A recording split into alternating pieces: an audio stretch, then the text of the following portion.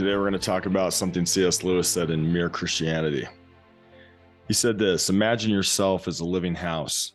God comes in to rebuild that house.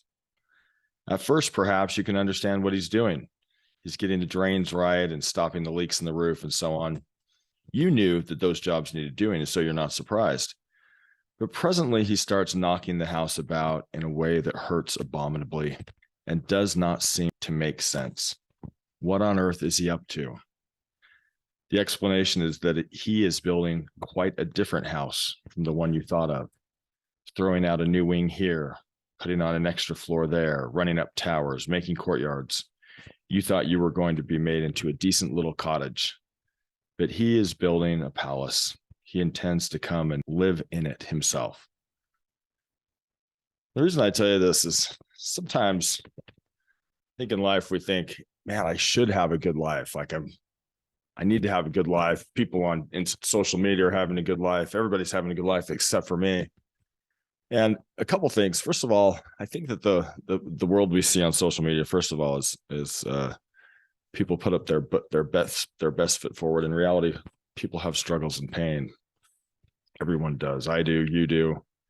Everyone you see, but they generally don't advertise that struggle and pain.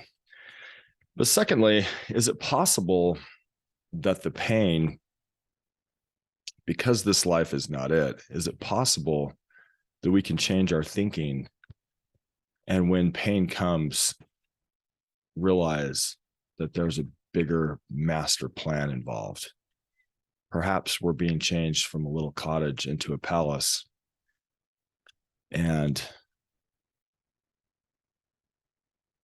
just realize that that's okay. It's okay that life's not perfect right now, and get comfortable with that. In fact, it's possible that the pain is helping us in ways that we don't understand yet, that we don't fully comprehend. In fact, I have a little bit of a theory that our pain is our superpower in embryo. In other words, the things that are hardest for us are the things that eventually we'll be able to serve others in ways we never thought possible. And think about that.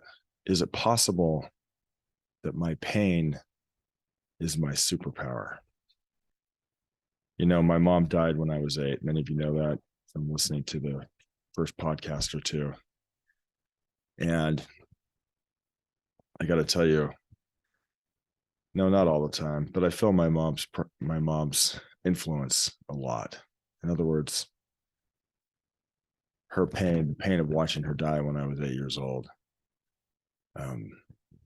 in some ways has inspired me to want to share with you how important it is to be a good parent, because it's so powerful. The little things that she did, that she said, that have such a huge influence on me now. I know for a fact that little things she did profoundly influenced me, profoundly influenced my children. And so I'm kind of in a unique position to tell people, you know what, the little tiny things you do as a parent really, really do matter. If you're a mom, if you're a dad, you have more power than you can possibly imagine. And if you can use it to do good, just do your best. You know, you're not going to be perfect, but try continually to become a better parent, to learn the principles that govern parenting, relationships. And then remember when the pain comes, because it will. Life is painful. Instead of going around claiming you've been robbed, you should have a good life, and you're entitled to a good life, maybe just realize that something bigger and better is at play, and trust. This is X. St. Anderson. Thanks for listening to the Principal Podcast.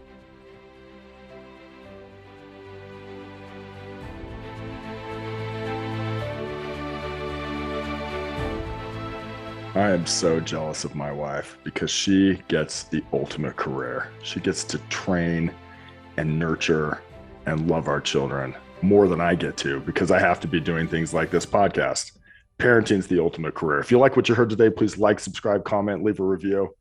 Thank you for listening. You can also check out my book, What I Want My Children to Know Before I Die. It's available on Amazon and other bookstores. Thanks again for listening.